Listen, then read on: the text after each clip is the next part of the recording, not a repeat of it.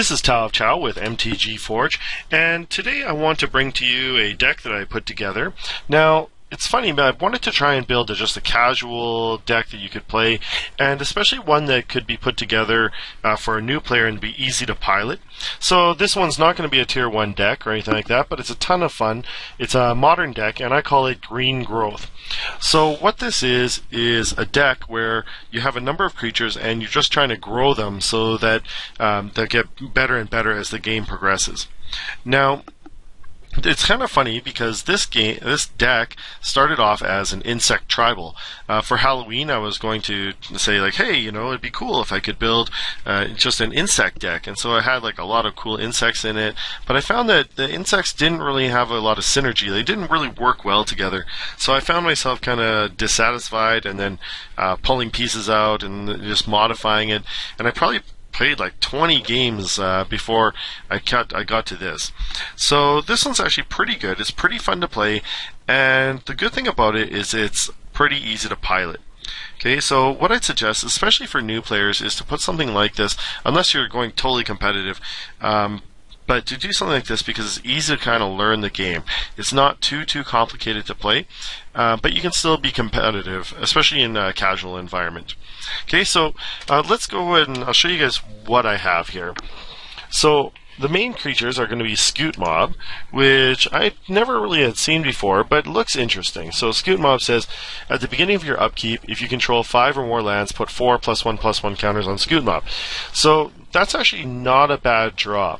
Especially, so it's a 1/1 for 1, so already it's on curve with mana. But after that, if you do draw it late in the game, it's not so bad because you just have to wait a turn and it becomes a 5/5 and then a 9/9 and so on and so forth. So this creature has the ability to grow pretty quick. Another one we have is Vinelasher Kudzu. Okay, so Vinelasher Kudzu is whenever a land enters the battlefield under your control, put a +1/+1 counter on Vinelasher Kudzu. So again, we have another 1/1 for 2, which is not great, but he actually grows pretty fast, especially if you're getting good with your land draws. All right, the last one is Mana Gorger Hydra. So we have a 1-drop, a 2-drop, and a 3-drop, and unfortunately, it's not a ton of creatures. Normally, you'd want to run like 15 or 16 or so. But Mana Gorger Hydra is pretty sweet. So it's first of all, it has Trample, which is great. Now it's a 1/1 for 3, which doesn't sound awesome. But whenever a player casts a spell, put a +1/+1 counter on Mana Gorger Hydra.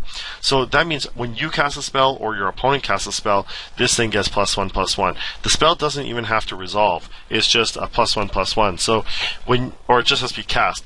So when you cast something, if your opponent counters it, this thing still gets 2 mana for, or 2 +1/+1 counters on it. Okay, so now it's going to take a little bit of time for these things to ramp. So what we're going to do is we're going to need a kind of an interesting protection package. Okay, so the first thing I did is throw in some Ghostly Prisons. Now Ghostly Prison, because of its inclusion in Conspiracy 2, is going down in price like crazy, so it's a good time to pick them up. Okay, so Ghostly Prison is probably the most expensive card, or one of the more expensive cards, even in the budget build of this deck, which I'll show you afterwards. But it's pretty essential. What it does is it forces your opponent every turn to decide if they want to cast a spell or attack you. Right, so it's going to just put them on hold for a little bit, which is nice, unless they've got some mana ramp, and then basically you're going to try and just use that to hold them off while your creatures grow. Okay, Oblivion Rings are pretty important because they're going to stop other permanents that your opponent might have that could damage you, and then Path to Exiles, of course, is kind of a staple there. So Path to exile target creature, controller may search his or her library for basic land and put it on there. So basically, you get rid of one of their creatures and they get a land. So those ones are basically how we're going to keep ourselves from getting killed right away.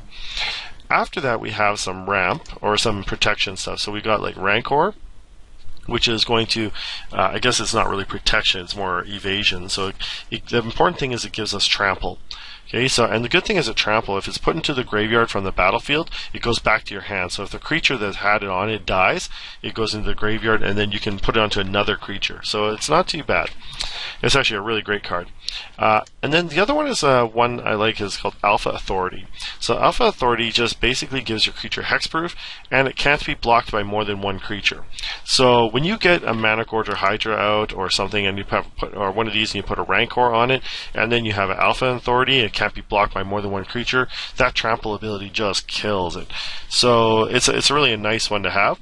It's just sometimes difficult to get them all out at the same time, but it's really, really powerful to get this Alpha Authority, because typically what your opponents are going to want to do is they're going to want to wait for you to pump one of these guys up, and then they're going to Path to Exile it or Oblivion Ring it or something like that. So using Alpha Authority is actually pretty nice. Okay, so after that, we have some other pump enchantments. So Always Watching gives +1/+1 and Vigilance. It costs 2 white, which is a little bit difficult to get out, but it's definitely worth it if you can get it.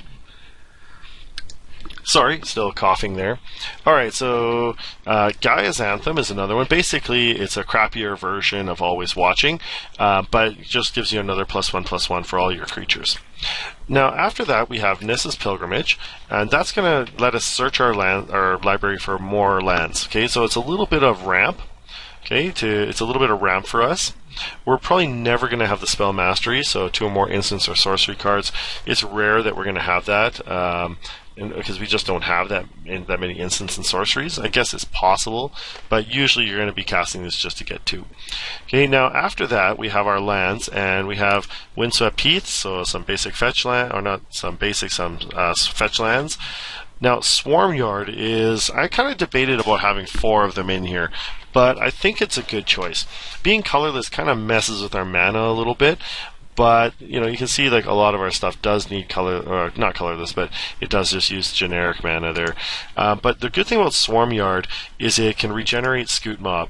So if your opponent casts like a Damnation or some sort of Wrath effect, or Wrath of God or something like that, you can use Swarmyard to regenerate your creature and you won't die. The other thing is it makes him like a really, really great chump blocker, because you can go and use him to block and then just regenerate him all the time, so he won't die unless, it's a problem if your opponent has trample or something like that, but normally he can be a great blocker and just keep him alive. Okay. After that, we just have 2 plains and I believe 10 forests. 1, 2, 3, 4, 5, 6, 7 forests. Okay, sorry, I was thinking of the budget build, and then 3 canopy vistas. Okay, and then of course Sun Petal Groves. If you've watched my other videos, you'll know I love Sun Petal Grove. And that's basically how the deck works. So what we're trying to do is play one of or a couple of our creatures, and the good thing is that they all kind of help each other. Like they're really synergistic, even though they don't really seem like it. So when you play a land, okay, you're getting closer to the Scoot Mob trigger. You're also catching Vinelasher Kudzu, right, with his growth. All of the fetch lands actually help Vinelasher. So when you play a Canopy Vista, or not Canopy Vista, Windswept Heath, or something like that, and then you fetch another land, it actually helps. Okay, then you also get what's it called? And then when you cast your spells with that extra mana, then you get Mana Gorger Hydra going, and it all kind of works together. So it's a nice one to play. There's things to do every turn, and it's actually easy for your opponent or for a new player to pilot this kind of deck. I think when most people think of Magic the Gathering, especially new players, this is the kind of thing that they think about. They're not thinking of like a control deck or a mill deck or things like that. I think this is kind of the type of deck that they think of. Alright, now into the sideboard, I have 3 Ley Line of Sanctity to protect yourself from burn decks. I've noticed there's a lot of enchantment and artifact stuff in Modern right now, and those are the things that kind of wreck you. Like, our creatures grow, once we get them growing, they can grow pretty fast. So I have a lot of enchantment and artifact hate here, but that's up to you if you want to do any, if you want to put that in there. I really debated against Back to Nature, because Back to Nature destroys even your own enchantments. But if you do play against Bogles or something like that, destroying your own enchantments is not really that bad. So, it's a fair trade, I suppose. After that, Pithing Needle, because we don't really have any ways of dealing with Planeswalkers unless we just straight out attack them. But stopping a Planeswalker from activating their abilities, or a Tron or Expedition map from finding a Tron piece or something like that is actually a really good one. And then Sun Droplet again, just to help keep us alive if there's burn or anything like that. Alright, so that's pretty much the build that I have. And again, if you have any suggestions at all, I'd totally be willing to take them. Just try it out. Okay, so the problem with this deck is, I think when I put it into MTG Goldfish, it came out to be like $200+. So that's not really great, especially for a new player. Now, it's a lot cheaper if you're playing it just online, but still, I wanted to get something kind of in a budget build there. So let's go here, Modern Green Growth Budget. All right, and I'll show you basically what I did here. So let's see, sort by convert to mana cost. Okay, so you can see the fetch lands, the expensive fetch lands, Windswept Heaths have been taken out, okay, in exchange for Terramorphic Expanses and Evolving Wilds. Once again, you don't want to put all 4 of one in there if you can avoid it, because if there's a Pithing Needle or something like that, that can kill your card. Okay, so, and those two are basically the same card. I just have more forests, but instead of the Canopy Vistas, I have Colony Gardens. Okay, so Colony Gardens are nice because they'll just create a 0/1 plant creature for you to block, that will help you block later. Alright, so it just generates a little chump blocker. It's a little bit slow, but, it's okay. With this, it's going to be difficult to get Always Watching out, but it's kind of a risk. You might want to replace Always Watching with maybe something else, maybe another Gaia's Anthem and something else. All right.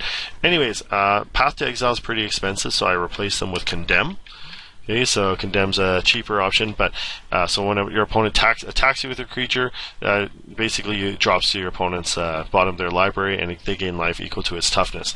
Now, the problem with this is that it does not protect you against things with Annihilator or with when it attacks triggers. Right, so Path to Exile is a little bit better for that, but again, if you're playing budget, then you have to play with probably the strictly worse versions of the cards. Alright, then everything over here is okay, pretty budget. Ghostly Prison you can't really skimp out on, it's pretty much required. I guess you could put Norn's Annex on there, but I don't think it's a good fit, because it's costs 5 or 3 white or 3 in a Phyrexian. It's going to be very difficult to get that out, and it's just going to slow you down. So Norn's Annex, I guess, could go in there, but I don't really like it. All right, so then Oblivion Rings are still in there, and pretty much everything else is the same. A lot of the other changes went into the sideboard, so instead of Leyline of Sanctity, there's Ivory Mask. Instead, let's see, everything else is pretty much the same. Right, so yeah, like this whole deck now, like the budget version of this deck can be purchased, I think, for like $60. Okay, which isn't too bad. Again, there's ways to make it cheaper, but that would pretty much require you to drop your Ghostly Prisons for something else. I don't think you can get much cheaper than this and still be competitive. So, anyways, that's the budget version. Overall, though, it's a pretty fun deck to play. I think it's very easy to pilot from what your opponents or from what a new player would expect. Okay, and there are some tricks you can do. Like, for instance, if you put down a Windswept Heath or one of your other fetch lands and you have a Vine Lasher Kudzu out, you don't crack it, and then you can use you wait till your opponent's turn. When they attack, if they're matching up power and toughness with your Vine Lasher, you can actually crack it during combat. Bring a new land in, your Vine Lasher will get a +1/+1 in the middle of combat, so there's a little bit of a trick there. Often your opponent will forget that Scoot Mob can be regenerated with Swarm Yard, so they'll just straight out attack, and then you can regenerate. So that's always a kind of an interesting trick. And then after that, another good one, as actually I've done once, is if let's say for instance you have a Vine Lasher out, and let's say, I don't know, Scoot Mob, and you have to chump block. So one of them is going to get chump blocked, and the other one is going to, the Vine Lasher, let's say you can kind of, you're matching up. What you can do is you can Path to Exile your own Scoot Mob. Right, so you can just you block with them in the middle of combat. Then you Path to Exile your own. That drops a land into your battlefield, which activates a +1/+1 trigger for a Vine Lasher, and then your Vine Lasher can come out on top, and you can kind of get them there. All right. So, anyways, overall though, like I said, there's not tons and tons of tricks to this, but it's a pretty fun deck, and I'd encourage you to try it. So, let me know what you think. If you have suggestions for better cards, I'm always willing to hear them. If you do like these videos, remember to like and subscribe. And if you do have comments, put them in the comments section. I'd love to hear from you. Anyways, thanks for watching, and I'll see you next time.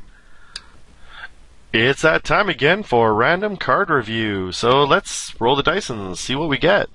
Okay, so a random card. And Keeper of Tressorhorn. Okay, well, let's take a look here. I might have to zoom this guy up here.